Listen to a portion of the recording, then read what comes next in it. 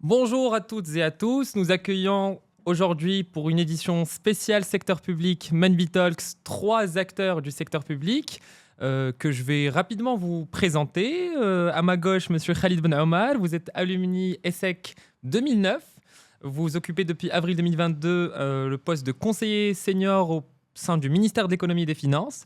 Vous avez occupé aussi plusieurs fonctions dans ce même secteur qu'est le secteur public, notamment auprès du chef du gouvernement. Vous avez été directeur de la politique économique, responsable de la Delivery Unit et conseiller principal du chef du gouvernement. Tabarakallah, un parcours assez riche dans le secteur public. Merci beaucoup d'avoir accepté notre invitation. Salam alaikum, merci beaucoup. C'est un plaisir pour moi d'être parmi vous aujourd'hui. Merci beaucoup. Salima Raoundji, vous êtes... je ne sais pas si je prononce bien votre nom de famille, mais en tout cas, il est très chic, Raoundji. Et donc, vous êtes alumni Sciences Po et Akhawaï, donc une double diplôme, double formation au Maroc et en France. Vous êtes titulaire d'un master en finance et en stratégie.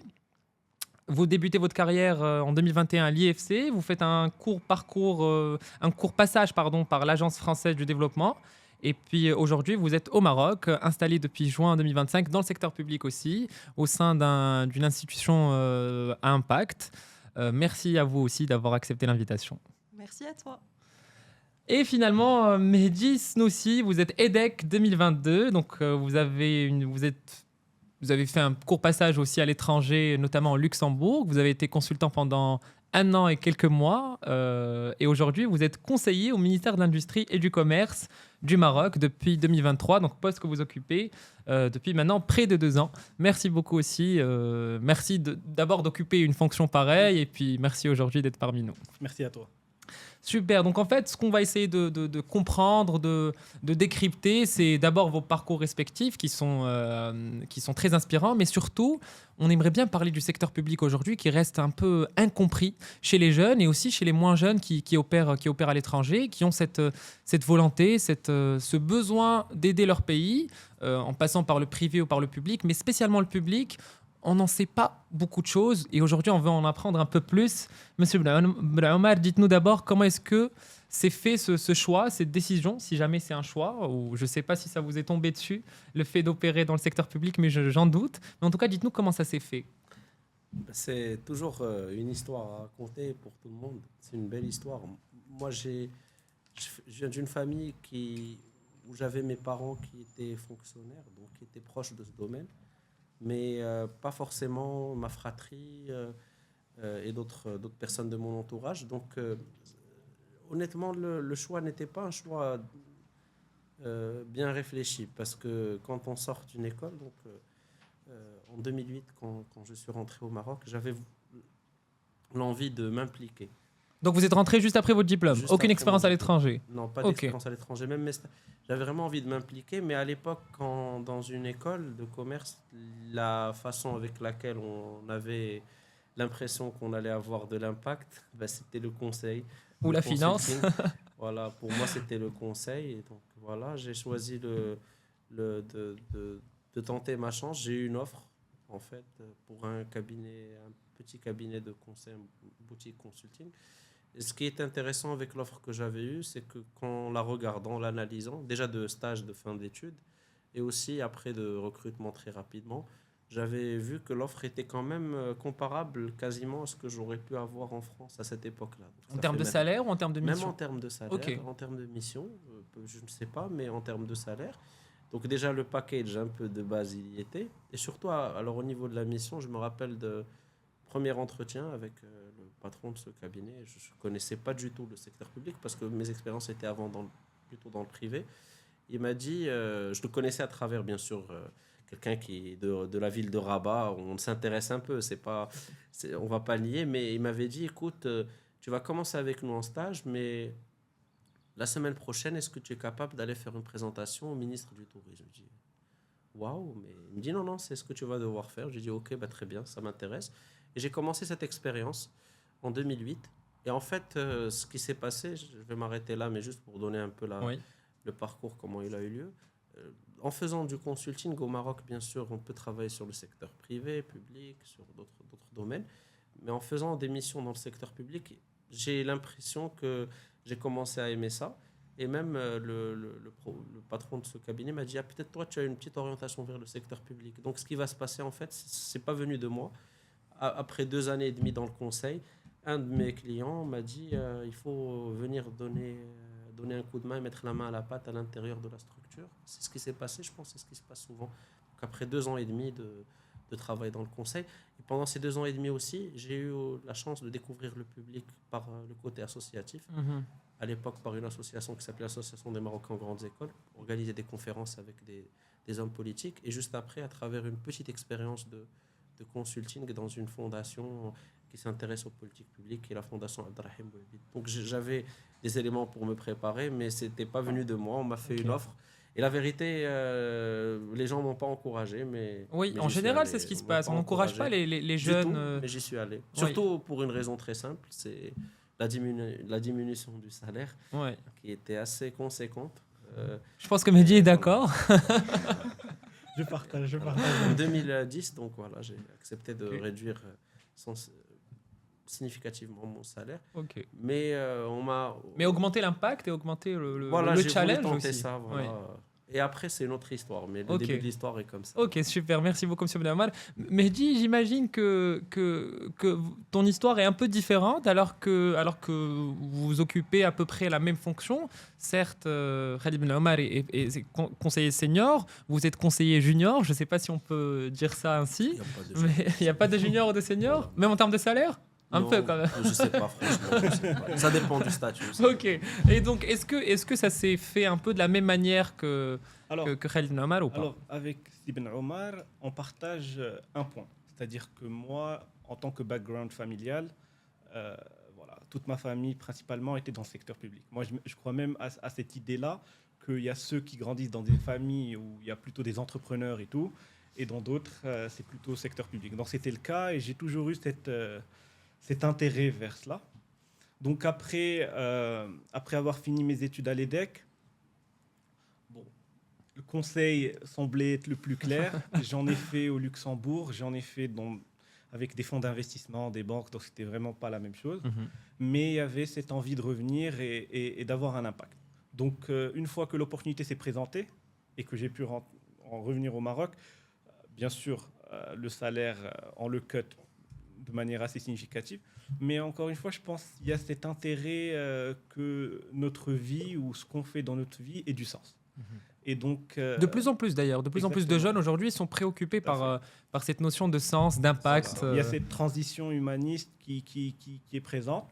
Et donc, j'avais besoin de faire cela. Pour moi, je voulais faire quelque chose avoir cet impact-là. Là où avant, on nous dit, oui, au début, vous voulez faire ce que vous voulez, mais à un moment donné, vous allez chercher le salaire et la stabilité.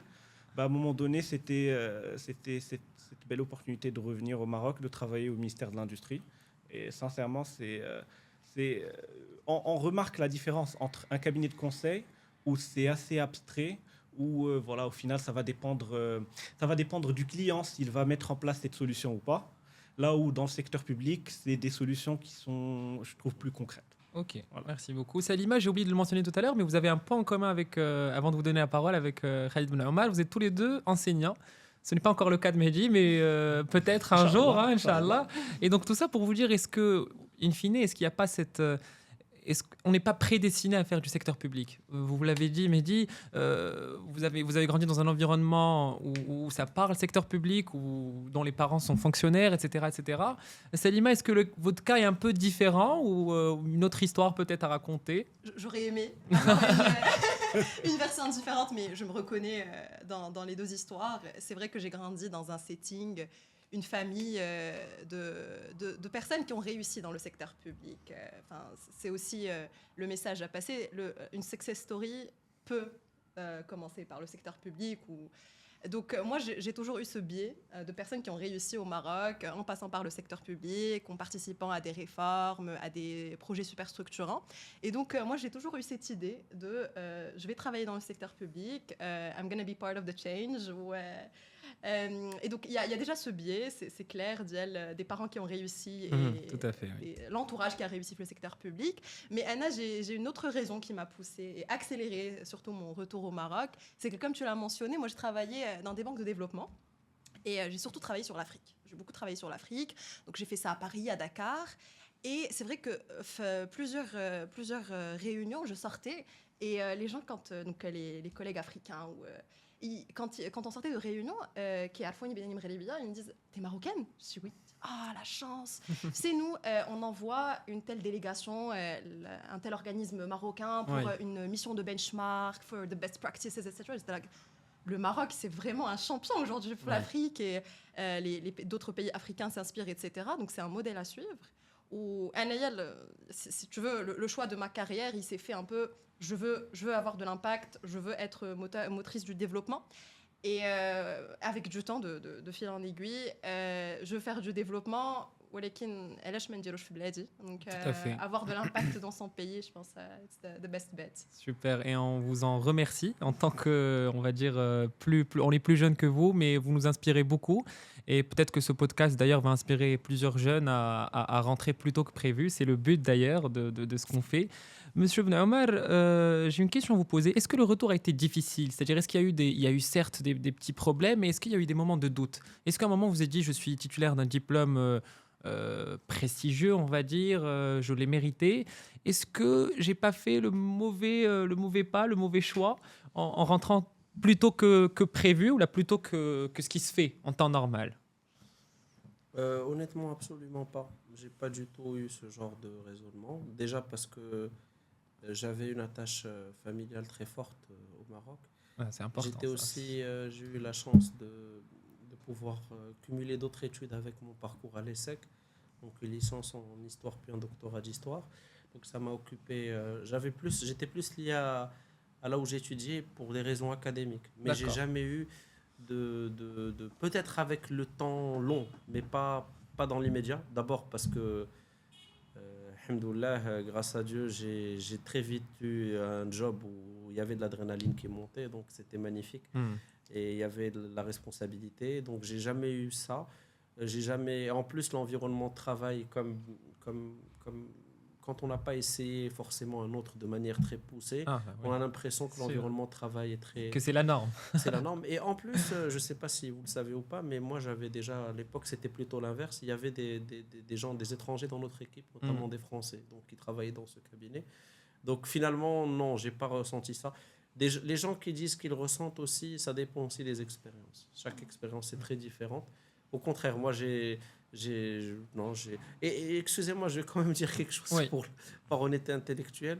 Les élèves marocains qui partent en grandes écoles, je ne sais pas si c'est le cas maintenant, mais il y a 20 ans ou 30 ans, ils avaient une bourse de ce qu'on appelle de mérite. Et moi, je me rappelle d'un Elle est toujours d'actualité. Que j'ai signé qui disait que je devais rentrer. Exactement. Si je exercer au moins 4 ans. Donc, au moins 4 ans. Donc, je suis rentré au Maroc aussi directement. Voilà. Par peur que l'État vous poursuive en justice. Non,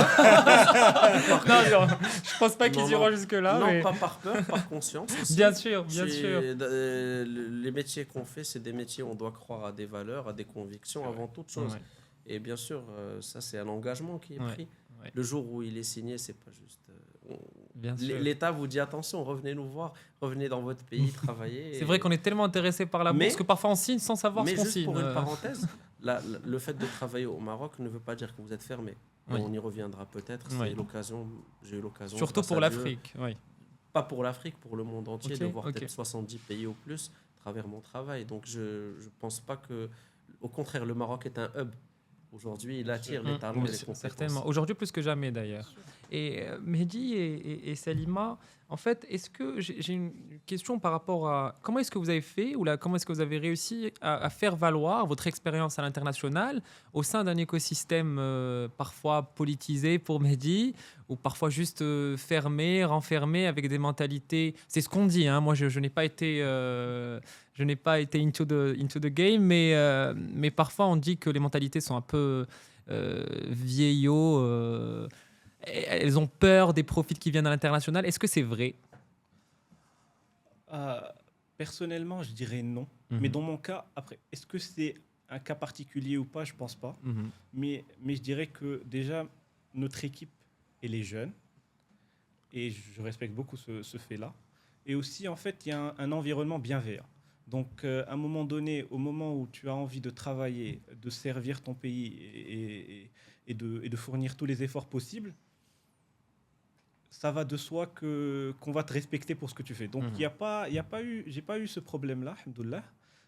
C'est bienveillant, chaque jour on a envie. Moi, je dirais même qu'à un moment donné, il y avait ce sentiment de vouloir donner davantage parce que notre N+1 ou notre N+2 et dans cette logique de faire plus, servir le Maroc, servir les citoyens. Bien Donc sûr. moi, je suis ça. Et côté politisé, non. Je veux dire, moi, je ne le suis pas et on ne m'a jamais reproché de l'être ou ne pas l'être. Ok, À un moment donné, on a des valeurs communes et on a un objectif commun tout à fait. de faire du Maroc the best of the best. Mais comment ça se fait? C'est-à-dire en interne, est-ce qu'on vous dit, venez avec, on a besoin de votre background à l'international, ou là on vous dit, laissez de côté votre background à l'international et adaptez-vous au terrain, aux mentalités marocaines, ou là c'est un peu un mix entre les deux, un compromis, on va dire. Comment est-ce que vous voyez les choses? Je veux dire, ça va de soi qu'il faut s'adapter à la mentalité. Et ça On c'est n'est pas très dans le important, même- surtout Mais- dans le secteur public. Bien sûr, il y a mais des... à un moment donné, on va dire c'est comme si on prend une mission de conseil. Voilà, il y a un client devant soi, mais bon, nous, cette fois-ci c'est nous. Et il y a une mentalité marocaine, il y a une vérité qui existe. Il faut régler les problèmes, il faut voir qu'est-ce qu'il y en est. Donc il n'y a pas un problème à ce niveau-là. Ok. Et background international, je pense qu'on est tous dans cette perspective d'être cosmopolitain. Prendre le meilleur d'ailleurs et de s'en servir ici. Ok, parfait. Salima, vous partagez la même vision, la même... Tout à fait aligné. Moi, je pense que ce qui est super intéressant, le groupe où je travaille, mais je pense que tu le partages aussi, Mehdi, c'est que c'est des équipes très cosmopolites, comme tu dis, avec beaucoup beaucoup de profils de l'étranger, mais aussi des profils qui ont été formés, etc. Et tu vois que Hedek, le fait qu'on travaille tous ensemble et qu'on a tous des backgrounds différents, c'est ce qui fait la richesse finalement de l'équipe. Et Blex, moi je trouve que, peut-être que ça a déjà été le cas, mais aujourd'hui je trouve qu'il y a une concentration, un vivier de compétences et de talents de l'étranger et d'ici, qui fait toute la richesse d'aujourd'hui le marché marocain. Donc j'ai pas forcément vécu une mauvaise expérience so far, où on m'a demandé de laisser apart mon expérience à l'étranger. Mais est-ce qu'il y a une différence de la manière de faire bouger les lignes à l'international et au sein du secteur public? Comment est-ce qu'on fait bouger les choses, le secteur public par rapport à l'international? Qu'est-ce qui change en fait? C'est super subjectif ce que je vais dire, parce que j'ai jamais travaillé dans le privé per se. Okay. J'ai fait que des bailleurs de fonds. Voilà. C'est intéressant aussi de comparer le secteur public français en l'occurrence avec le secteur public Jannah. Ouais, c'est vrai que ça pourrait être intéressant et je pourrais faire un rétexte dans quelques années. Mais non, mais aujourd'hui, la vérité, là encore, j'ai très peu de recul ouais, pour faire Vous la êtes synthèse. ici depuis quelques mois. Quelques mois seulement, mais to be very fair, la structure où je travaille aujourd'hui n'a rien à envier à d'autres structures à l'international. Enfin, c'est de plus en plus horizontal aussi. Je ressens pas, c'est vrai qu'on avait l'image de faire bouger les lignes, c'est super compliqué au Maroc, etc. Mais to be very fair, so far, j'ai pas encore cette impression. Peut-être que c'est normal à une autre lecture, mais... Est-ce que c'est différent au sein des ministères? Est-ce que c'est horizontal au sein des ministères, ou est-ce que c'est encore... Enfin, j'imagine qu'il y a un ministre qui lead le ministère, donc forcément il y a un peu de verticalité, et je pense que vous travaillez avec des ministres inspirants, passionnants. Je ne pense pas qu'il y ait beaucoup de manœuvres toxiques, mais voilà, on aimerait bien avoir une confirmation, ou peut-être pas d'ailleurs. Là, tu poses le cœur du sujet. Le fait de rentrer au Maroc, c'est un challenge. C'est pas même Ça lâche. Bien sûr, c'est un challenge pour quelqu'un qui, par exemple, va travailler dans un certain environnement européen ou occidental. Venir à l'administration marocaine, c'est un challenge. Il faut pas le cacher. C'est un autre monde, mais c'est un monde il faut être capable de s'adapter. L'administration marocaine est compliquée, elle n'est pas facile. Et être un acteur du changement dans un système, non seulement... Alors, il y a plusieurs piliers. D'abord, on est un pays en développement, premièrement. Deuxièmement, on est un pays qui est bureaucratique, parce qu'on a hérité une bureaucratie de notre histoire, l'histoire du Maroc en soi, plus les influences, la France, etc. Et on ne peut pas rompre avec cette bureaucratie du jour au lendemain. Les gens doivent comprendre que tout le monde doit exactement. participer au changement. Mais alors, que je dis... alors, le problème donc, qui est posé, c'est que avoir beaucoup d'ambition, avoir beaucoup d'impact, on pourra parler de beaucoup d'anecdotes, ça marche pas comme ça. Je voudrais juste vous en raconter une. Marhaba. Quand je suis rentré à la chefferie du gouvernement en 2015, j'étais arrivé avec une expérience pour travailler essentiellement sur la réforme de l'éducation. J'ai commencé à toucher à d'autres sujets. Bon, un jour, mon passage, les premiers mois étaient extrêmement difficiles. Je ne me suis pas du tout adapté. Je venais d'une agence de développement qui était beaucoup plus ouverte, qui travaillait sur le terrain avec les élus, avec les gouverneurs. Et j'avais une certaine accumulation. Mais en arrivant à la chefferie du gouvernement, je n'ai pas réussi à m'intégrer du tout durant les premiers mois. Chose qui va changer beaucoup par la suite, et alhamdoulilah, qui va devenir une plus belle expérience. Mais pendant ces 6 premiers mois, j'étais un peu déboussolé. Par exemple, quelque chose qui est très classique, c'est tu prends une initiative, la première chose, on te dit pourquoi tu as pris cette initiative, tu n'as pas le droit de le prendre. Tu prends, voilà, exactement. Je donc, ça arrive la première Mais fois. je pense qu'on te l'a dit aussi. La deuxième, la troisième, la quatrième fois, c'est très difficile. À un moment donné, à même... limite, même la sanction, on t'a mis dans un bureau, ben non, finalement, ce bureau, tu peux pas être comme les autres, donc va dans un autre bureau. Donc j'ai vécu cette période, et dans cette période, bon, moi, je suis pas quelqu'un qui baisse les bras, quel que soit X. Donc ce que j'ai fait, j'ai essayé de réfléchir. Bon, je suis à la chefferie du gouvernement, chefferie du gouvernement, donc j'ai essayé d'écrire un petit rapport sur des idées, justement, pour le pays, pour le gouvernement, etc. J'en ai fait un petit rapport, mais juste pour moi, personne ne m'a rien demandé.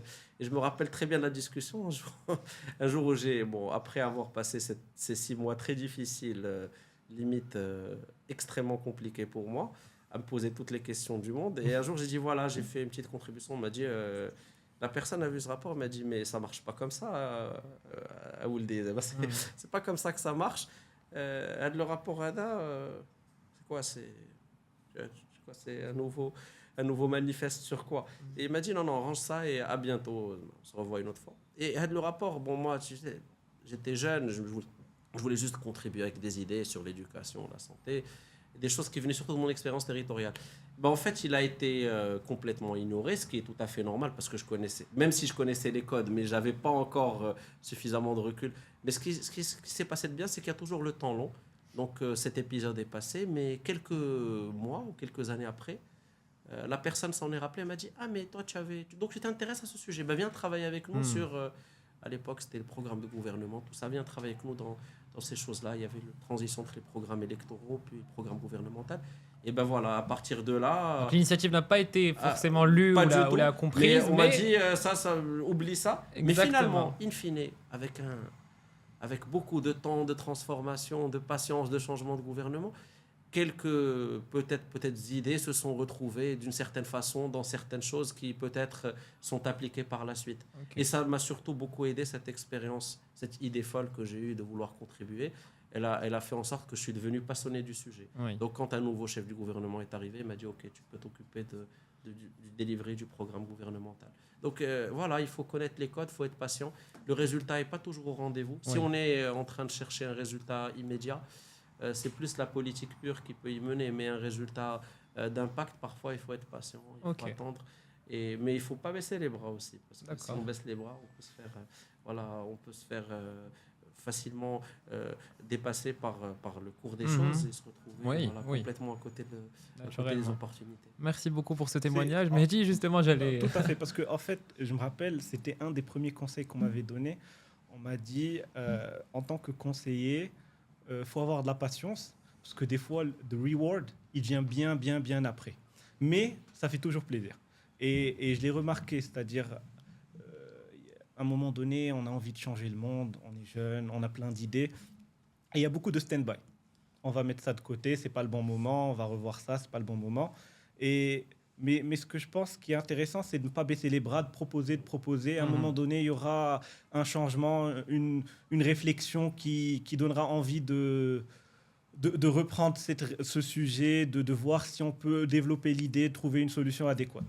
Donc, sabr, c'est un mot... Donc, vous confirmez que c'est toujours d'actualité, ce que dit monsieur Lermal, parce que lui, il l'a vécu en 2015, on est en 2025, peut-être que vous l'avez vécu sûr, aussi. Non, mais bien sûr. Je veux dire, des fois, il y a cette frustration. Ouais. Mais c'est une frustration, c'est-à-dire, c'est parce qu'on a envie de faire bien. Ouais. Et il y a toujours des choses intéressantes à faire. Mais ça, je pense que c'est une caractéristique propre au secteur public en général. C'est pas spécifique au Maroc.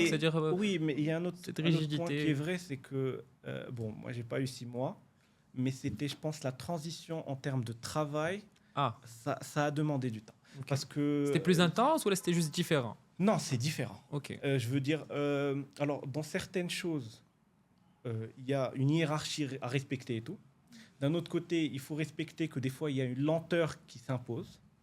Donc, il y a les codes où il faut s'adapter. Là où ailleurs, tu vas travailler, par exemple, en mode email et tout, au Maroc, ça travaille différemment. Donc, il y a plein de choses à revoir. Et tant mieux que ça travaille différemment, parce qu'en France, parfois, la personne est assise à côté de toi et, Je suis tout à fait et elle d'accord. t'envoie un mail. Pourquoi?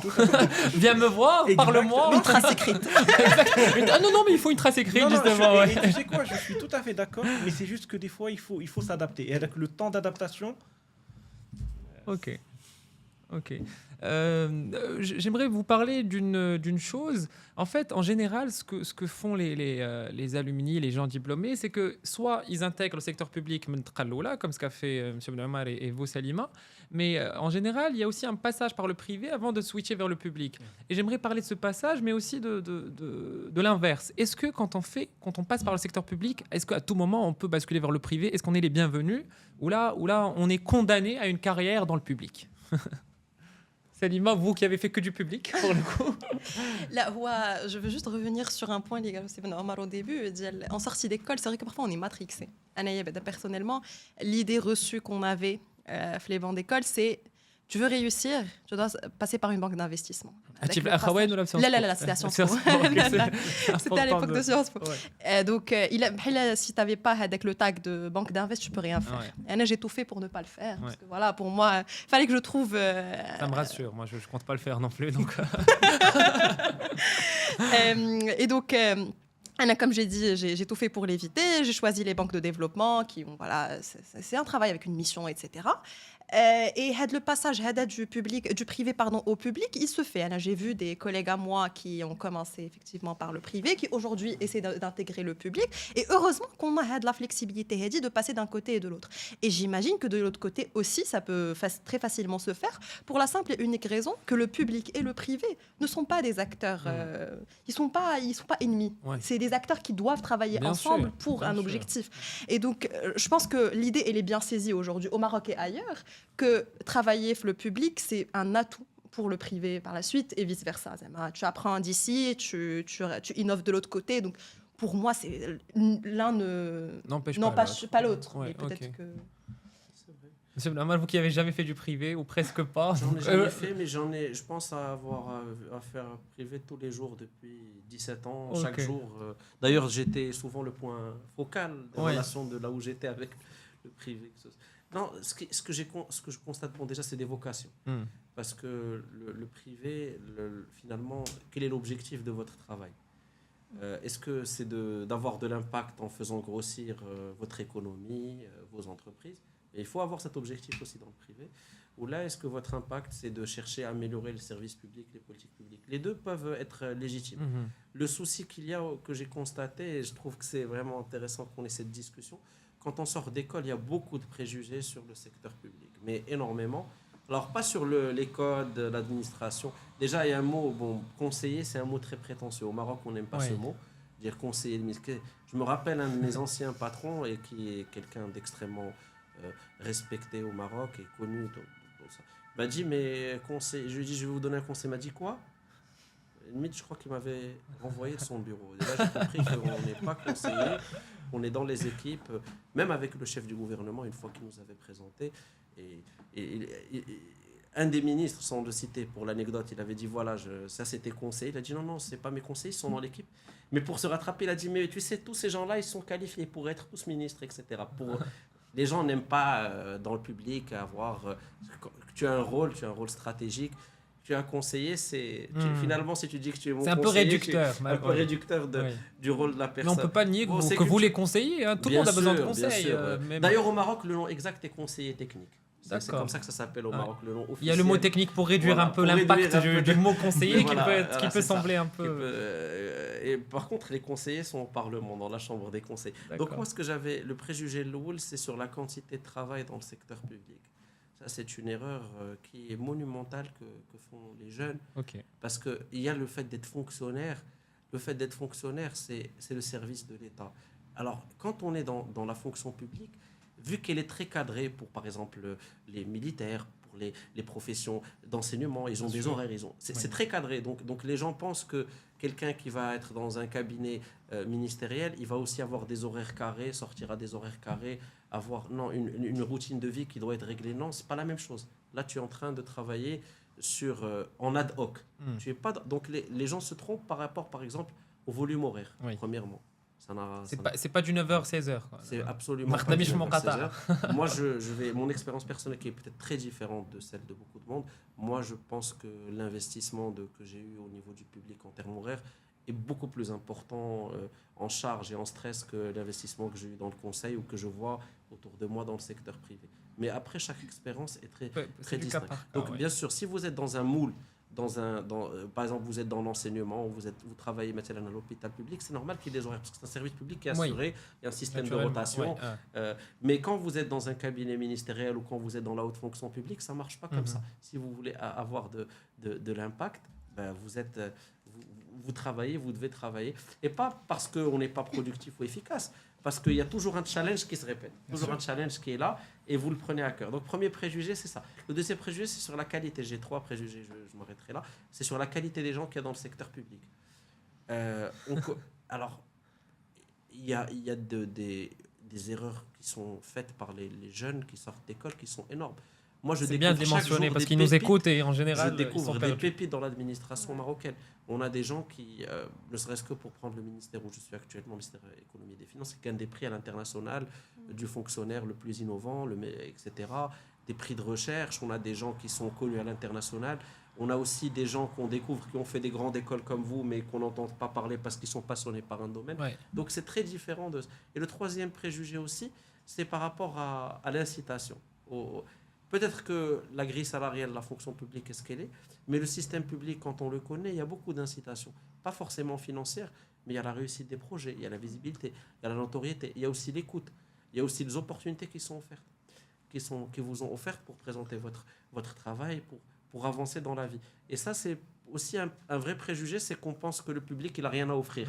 Mais aussi la perspective d'avenir, justement. Bien sûr, parce que quelqu'un qui est conseiller aujourd'hui, il peut, pas facilement, mais il a les prérequis pour être ministre demain. Alors certes, ça ne dépend pas que de sa volonté personnelle, il y a un processus démocratique derrière, pour etc. Être ministre, quelqu'un qui travaille dans le public, il peut aller dans le privé déjà, s'il le veut. Il peut aller dans les organisations internationales. Il peut aller dans le domaine politique.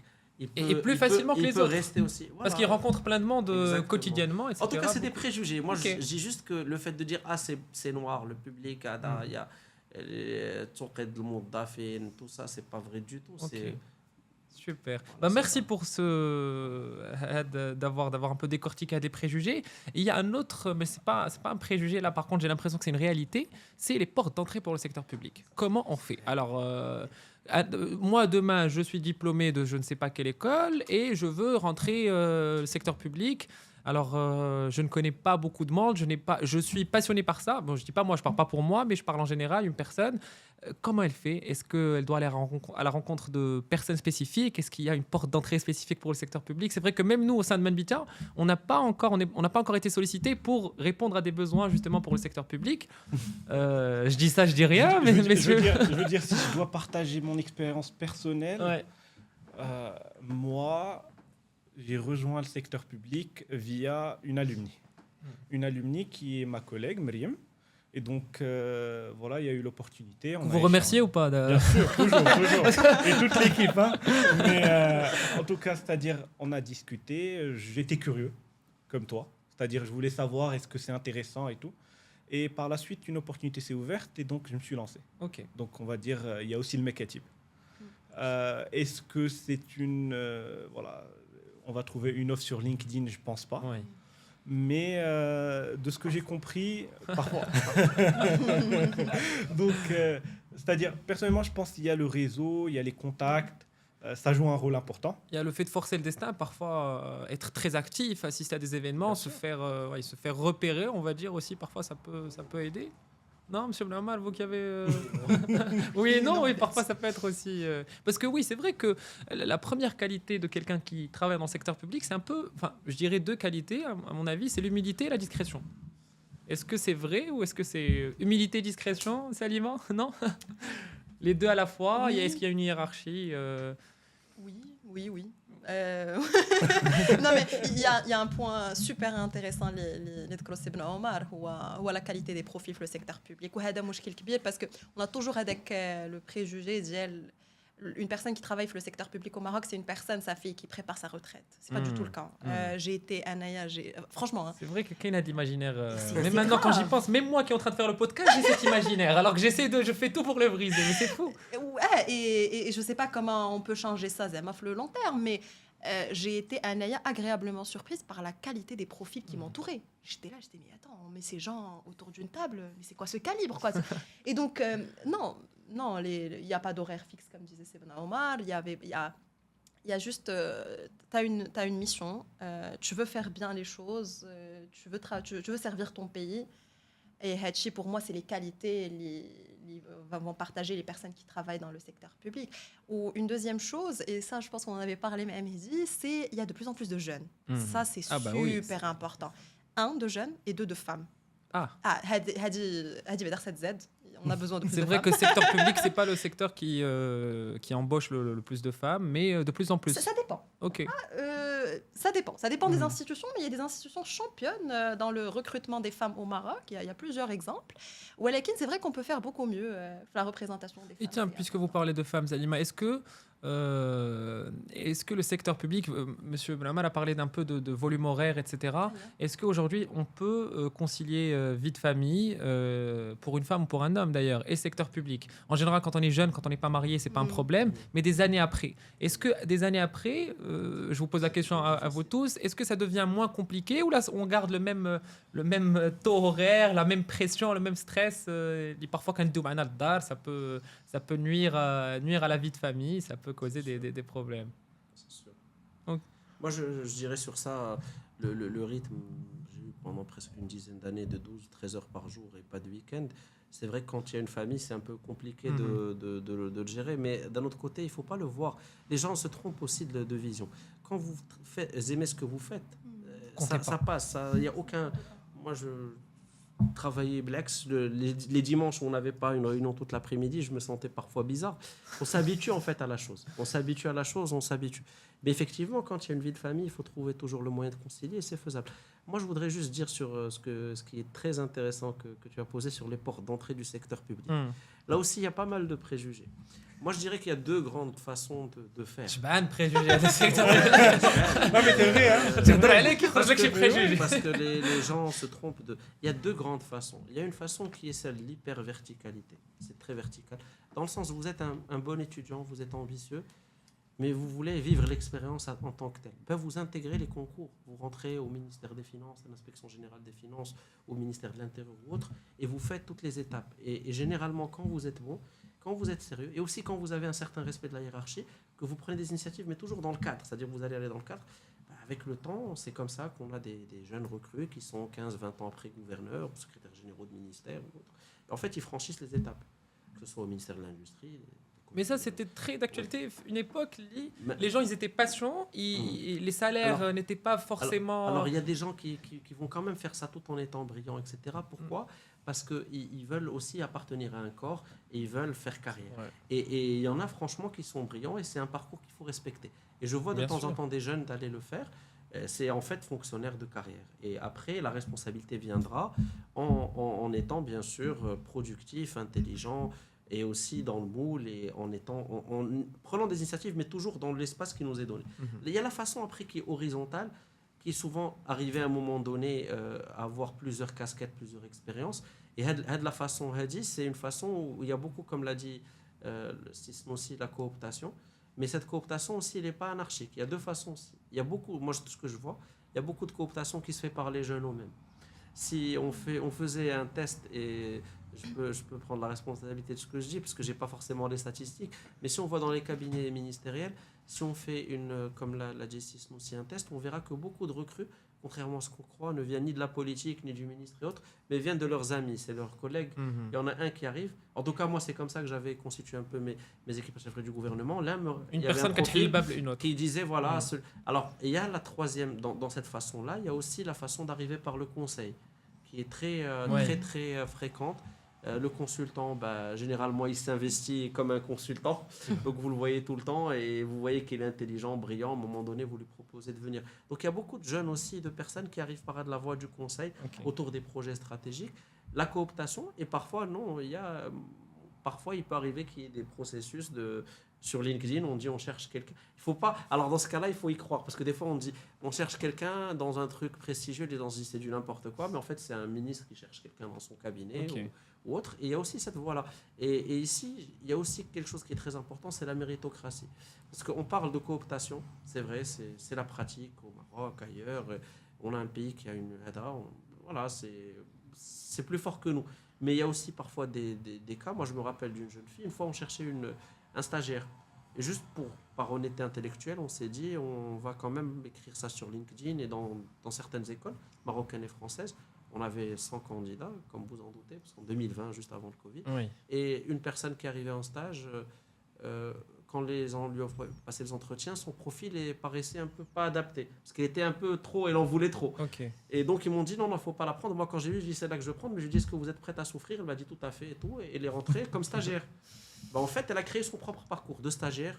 Elle a fini son stage, elle a réussi à nous convaincre de la prendre comme consultante, puis comme consultante à travers un autre outil, puis comme conseillère, plus jeune conseillère à l'époque à la chefferie du gouvernement, chargée de mission. Puis après, maintenant, elle a une belle carrière dans une grosse institution publique. Donc, c'est parfois des process qui peuvent être complètement méritocratiques, mais c'est aussi la cooptation. Donc, en fait, ce qui compte pour moi, c'est de connaître les mécanismes. C'est ça qui est le plus important. C'est pour ça que ce podcast est intéressant. C'est ne pas croire qu'il y a une seule façon à régir, à être... Non, il n'y a pas de one best way. Il n'y a pas de one best way. Il y en a qui réussissent aussi comme vous, Alors, le fait de participer, comme vous l'avez dit, comme ce que vous avez dit, participer à des événements, etc., ça crée de la visibilité. Mais encore une fois, le public, surtout au début, si vous n'êtes pas dans la politique, la visibilité, parfois, ça fait un peu peur aux collègues, etc. Donc, c'est bien. C'est pour ça qu'on a parlé de discrétion. Voilà. C'est bien de s'impliquer, non, mais c'est très bien.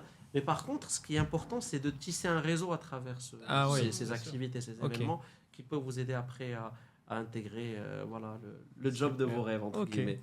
Et je voudrais même rebondir sur un autre point. C'était de la jeunesse. Il y en a davantage.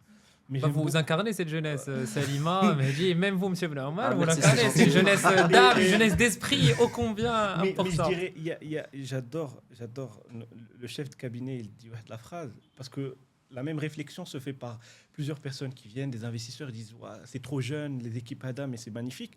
Mais j'adore, il dit toujours c'est à double tranchant. C'est-à-dire qu'on a cette idée de personnes types qui sont dans des cabinets ministériels, mais à un moment donné, nous, on doit être à la hauteur, sinon on peut revenir toujours à la... Oui. Et donc, le point-là, c'est important, parce qu'à chaque fois, on essaye de montrer que nous aussi, on est capable et que ce n'est pas forcément une question d'âge, c'est une question d'ambition, de volonté, de travail. Des fois, il faut souffrir, mais c'est un plaisir. Et Gal Qadia dimanche, moi, j'en ai parlé avec un ami, il travaille à Paris et tout. Et il dit, tu aimes bien, comment ça se passe? Je lui ai dit, j'ai le sentiment que j'ai jamais eu avant. Je lui ai dit, tu connais le sentiment du dimanche après-midi où tu as la boule au ventre parce que demain tu dois prendre le métro ou je sais pas quoi, tu dois aller travailler. J'ai plus ce sentiment. Moi, je suis content, lundi, je vais aller travailler. Exactement. Et le sentiment, je suis heureux parce que je me dis, au moins, je fais quelque chose qui me plaît, qui a du sens et je suis juste heureux. Alhamdoulilah.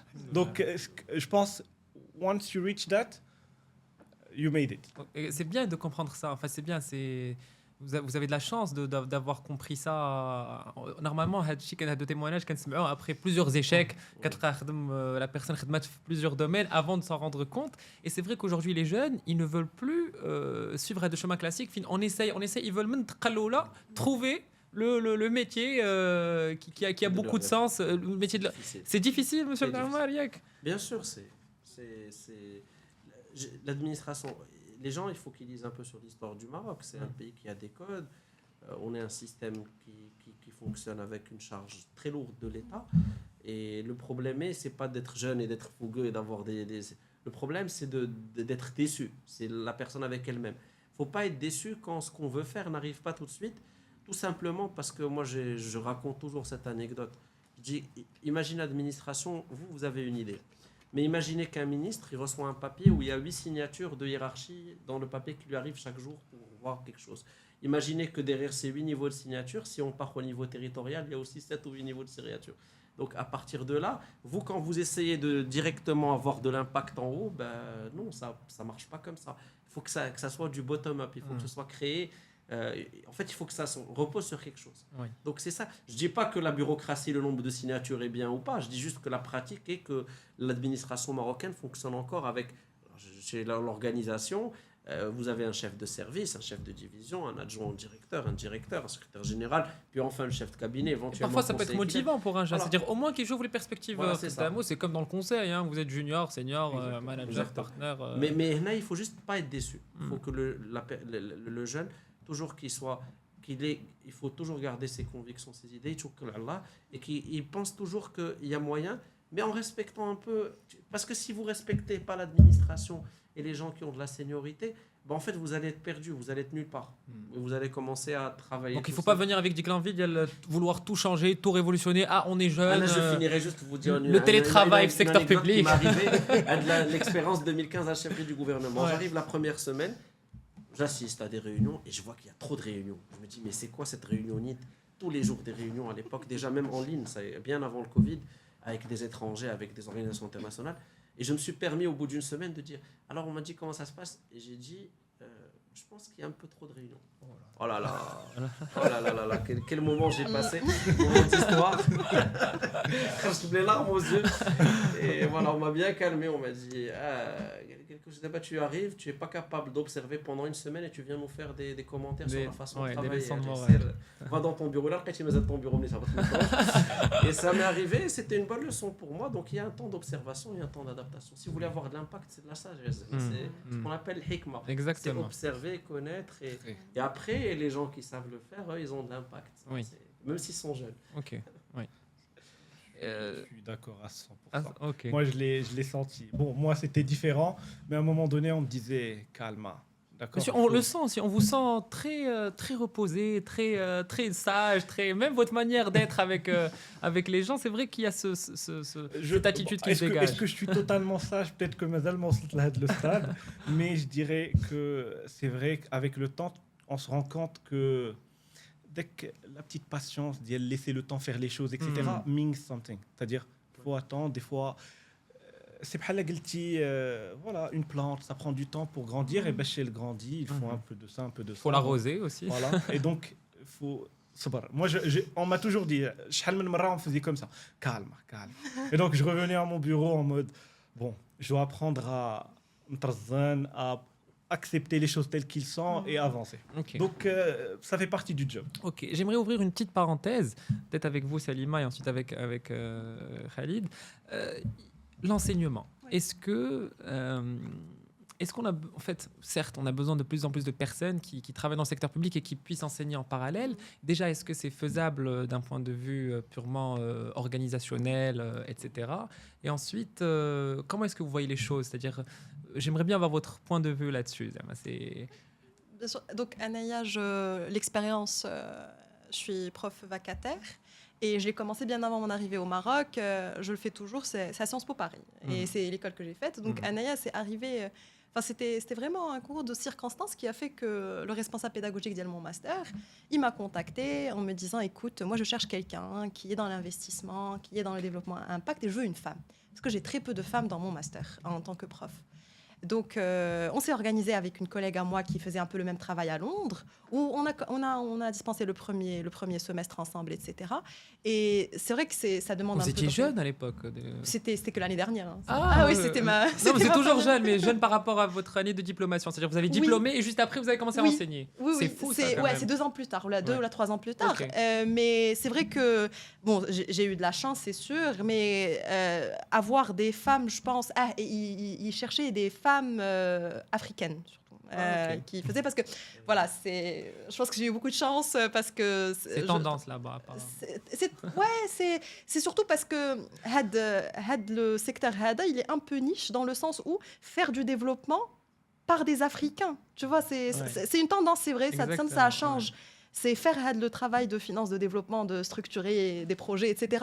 Mais par des femmes africaines qui comprennent les enjeux, qui ont vécu aussi. Oui, c'est très important.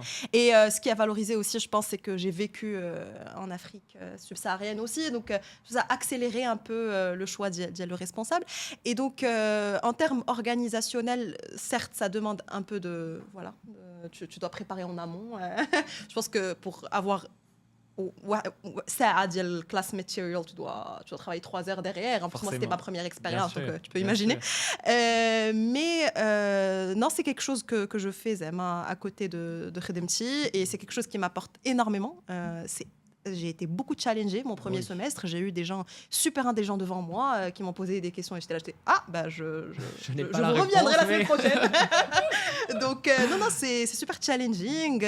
Ça te pousse à réfléchir autrement, à répondre à des questions. Parfois, c'est vrai que we take for granted dans le travail de finance de développement, mais quand quelqu'un de l'extérieur pose la question, c'est vrai que genuine, et c'est une question qui demande un peu de réflexion.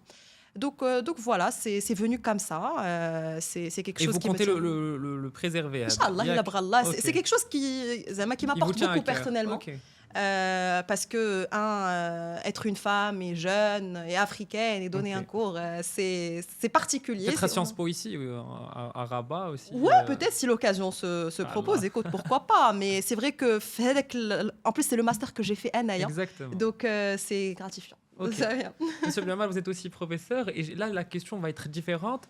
Est-ce que, pour quelqu'un qui travaille dans le secteur public, le fait d'être enseignant en parallèle, c'est certes une passion, mais c'est aussi un revenu complémentaire, parce qu'on ne va pas le nier, on a parlé salaire. Le salaire pour le secteur public, ce n'est pas le salaire pour le privé. Est-ce que c'est un moyen parmi tant d'autres d'avoir des revenus complémentaires nobles? Déjà, moi, contrairement à Adal, ma relation avec l'enseignement est un peu plus compliquée. Ouais. J'ai au départ eu une discussion avec ma mère, qu'elle la rétribue, qui m'a dit il faut que tu enseignes. Je lui ai dit mais j'ai pas envie. Non, c'est important pour toi d'enseigner, de faire un doctorat. Ça m'intéresse pas. Et au départ, j'ai fait un doctorat d'histoire, donc à la Sorbonne, et j'avais pas du tout l'envie d'enseigner, parce que pour moi, enseigner, c'est aller apprendre une matière aux étudiants. Je trouvais ça pas du tout intéressant. Et en fait, mes premières expériences d'enseignement de vacataire sont venues parce qu'on m'a proposé de les faire, et j'en ai fait une ou deux. Et au départ, j'aimais pas trop. Et d'ailleurs, tant mieux, on m'a pas rappelé. Ce qui va se passer en fait, ça fait tant mieux. Ce qui va se passer est très bizarre, c'est que au départ, ça m'intéressait pas. Mais en même temps, j'ai compris avec le temps que le secteur public, et c'était un peu la vision de ma mère Lahfta, qui disait qu'en fait, une des choses qui était complémentaire, même d'ailleurs dans la loi, qui permet éventuellement des fonctionnaires d'enseigner, de partager, c'est l'enseignement. Donc ce qui va se passer, c'est qu'en fait, mes expériences au fur et à mesure, comme ça, ad hoc, vont faire en sorte que je comprenne pourquoi on enseigne. En fait, c'est une dette qu'on a envers la collectivité, déjà de partager.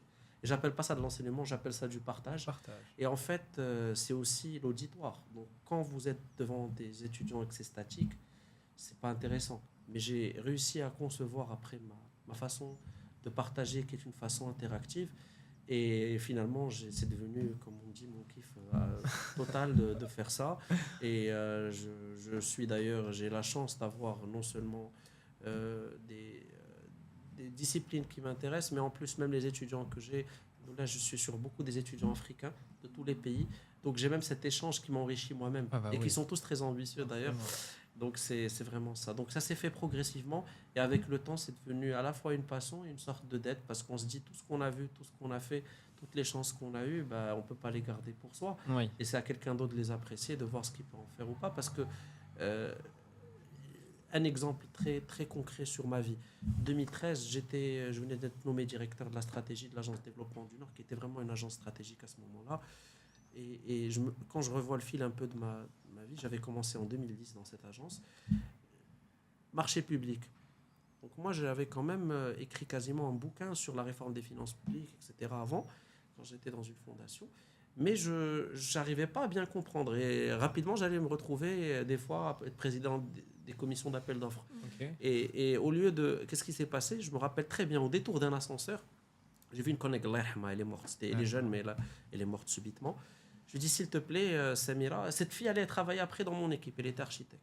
Je lui ai dit, vraiment au détour d'un ascenseur, en train de lire des bouquins, d'essayer de comprendre les marchés publics en prenant le code général des marchés publics. Il y a 3000 pages. Je lui dis, explique-moi comment ça se passe les marchés publics. Et je me rappelle, je l'ai attrapé au bout de l'ascenseur, elle a passé une heure à m'expliquer comment ça se passe. Okay. Et c'est devenu ma référence, plus que les 3000 pages, le CGCT, que je connais après par cœur avec la pratique. Cette notion de partage, de give back. Et en une heure, elle a réussi à m'expliquer, à me simplifier les étapes, le dossier technique, administratif, tous ces trucs-là. Ça a pris une heure et ça m'a marqué. Donc c'est un peu ça. Et ça, malheureusement, les étapes sont beaucoup plus importantes que les onboarding, que les machins. Et c'est pour ça que moi, dans mon style de management, et bon, j'étais pas forcément, les gens n'étaient pas contents de ça, mais je l'ai fait. Moi, j'ai toujours eu, bon, c'est vrai, un management assez strict, mais pour la bonne cause. Mais en même temps, chaque 6 mois, un séminaire d'équipe, chaque 6 mois, un voyage d'études, des formations partout au Maroc ou dans le monde pour l'équipe, pour que toujours garder ce partage et ça, c'est très important. Aller même dans une exposition muséale ensemble, avoir un déjeuner hebdomadaire, vraiment, c'était chaque semaine à la chefferie du gouvernement. C'était un peu... les gens n'étaient pas forcément contents qu'on ramène, et c'était à la bonne franquette, chacun ramenait quelque chose, mais au moins le partage, il est très important. Ouais. C'est, je pense, aujourd'hui plus que jamais d'ailleurs, parce qu'on vit dans un monde où on a trop d'informations, on ne sait pas trop l'information. Exactement, voilà. Et on a besoin d'un certain give back, on a besoin d'enseignants passionnants et passionnés aussi, parce que parfois on a des professeurs qui font ça. Et l'une des déceptions avec les jeunes d'aujourd'hui, tant ils sont gentils, tant ils sont intéressés, tant ils sont impliqués, tant moi je vois franchement les jeunes d'aujourd'hui, ils ont cette vision 360 qu'on n'a pas forcément il y a 10 ou 15 ou 20 ans. Mais d'un autre côté, j'ai l'impression qu'ils deviennent de plus en plus réticents au contact humain, et ça me dérange. C'est malheureusement triste. Il y a eu l'impact du Covid, du Covid, l'impact des réseaux sociaux, l'impact de ChatGPT. Ils ont du mal en fait à parfois aller vers autrui. Je trouve que c'est dommage. C'est vrai. Écoutez, si vous nous écoutez, faites l'effort, s'il vous plaît. C'est important. Ayez des amis, Ok. en vrai. Super, merci beaucoup. J'ai envie de vous poser une dernière question, qui n'est pas vraiment une question, mais c'est un rituel. On demande à chaque fois à nos invités de laisser un conseil global aux jeunes, aux moins jeunes qui opèrent à l'étranger, qui travaillent à l'étranger, qui se posent la question de revenir, dans quel secteur travailler, etc. Est-ce que je franchis le pas ? Parfois, c'est un regret, c'est le regret d'une vie, une personne qui ne voit pas le temps passer, qui reste 40 ans, 30 ans à l'autre bout du monde et qui se dit « Waouh, j'ai vécu loin de ma famille, je les vois 2 semaines par an, je n'ai pas vraiment aidé mon pays de manière assez directe, si ce n'est envoyer de l'argent, etc. Ce qui est aussi important. Notre économie repose en partie sur ça, pas que, bien sûr. Mais voilà, Mehdi, un conseil que tu donnerais aujourd'hui à toute personne qui hésite.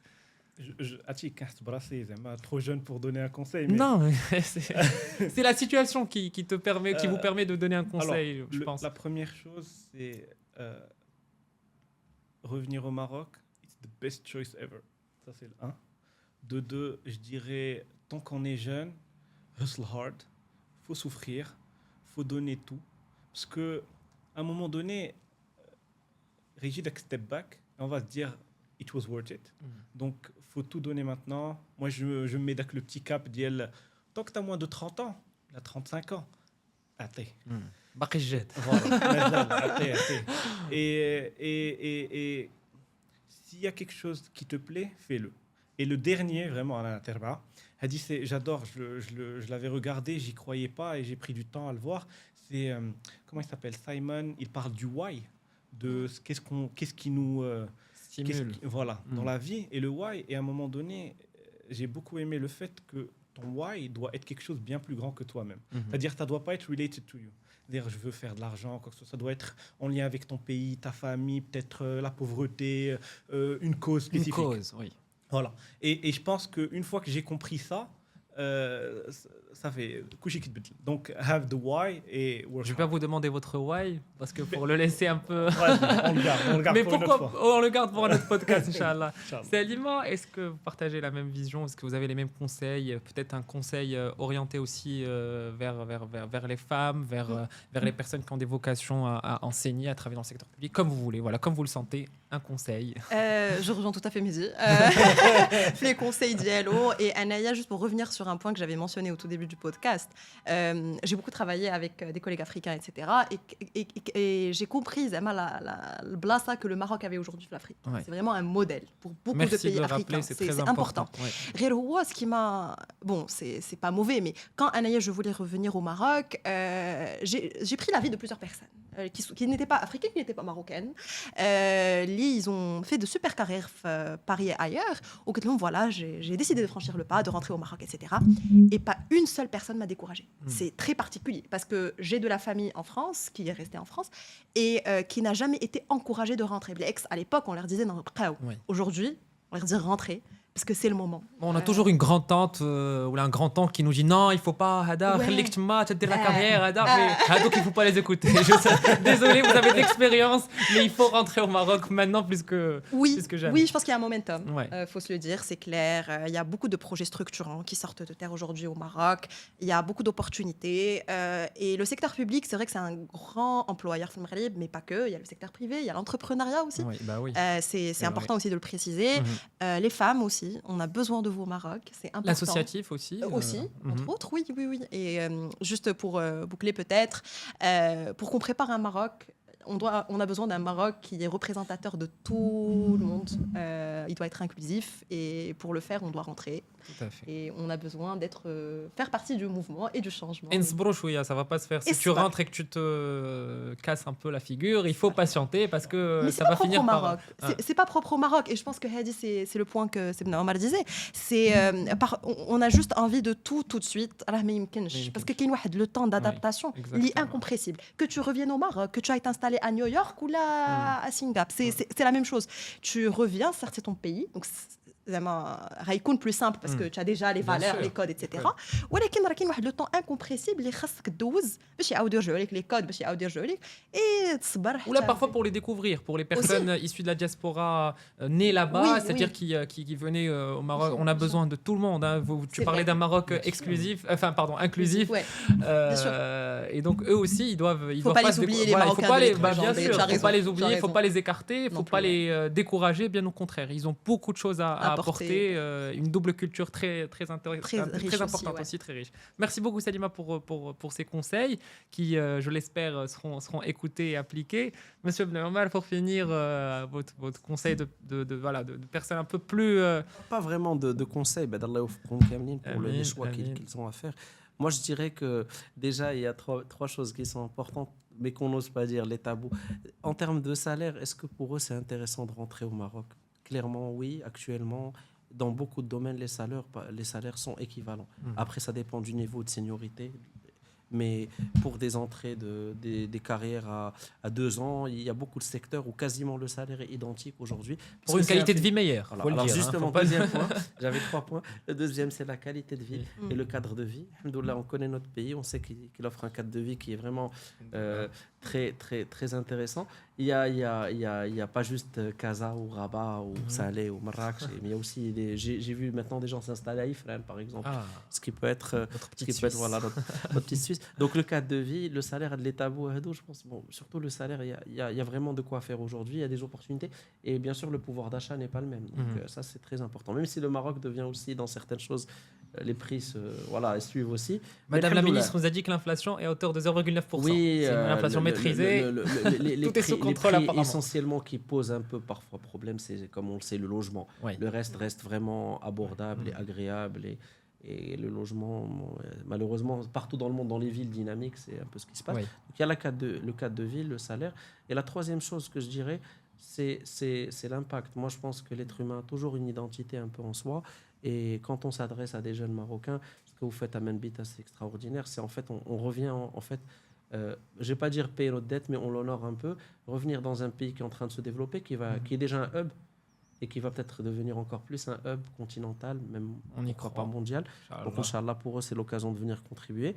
Et sur ça, je voudrais finir juste en disant que, certes, aujourd'hui, quand on vient au Maroc, on vient contribuer à un hub, à une dynamique, mais on peut être aussi un acteur de changement mondial parce que le Maroc, il y a la Coupe du Monde, il a accueilli une COP, il a une présence très importante en Afrique et au-delà. Et c'est un pays aussi où les valeurs sont importantes. On voit qu'il y a Je ne sais pas si les jeunes suivent, mais le Maroc, c'est un pays aujourd'hui où il y a beaucoup de dynamisme de la société civile. On le voit avec la solidarité avec Rza, on le voit à travers les causes. Par exemple, l'écologie. Les jeunes aujourd'hui au Maroc parlent beaucoup d'écologie, Oui. plus que, je dirais, les générations qui sont, ou la classe même politique. Les jeunes, ils sont acteurs de changement et je pense qu'aujourd'hui, ils doivent rentrer d'abord parce qu'ils ont des opportunités, parce qu'ils peuvent contribuer, mais qu'en rentrant au Maroc, ils vont peut-être être autant ouverts sur le monde ou plus que s'ils restent ailleurs. C'est ça qui est important. Merci beaucoup, Voilà. Monsieur Blahmal. Merci à tous pour votre témoignage. Juste une petite précision. Les gens qui rentrent au Maroc, ils ne rentrent pas pour remplacer les gens qui évoluent, qui étudient ici. Ils rentrent pour leur venir en appui, en soutien, pour apporter un plus, parce qu'on a besoin de tout le monde pour faire avancer notre beau pays. Encore une fois, merci. C'était un plaisir de vous accueillir. Et puis, à très bientôt, Inch'Allah, pour un autre épisode. Merci. Merci beaucoup. À très bientôt, Inch'Allah.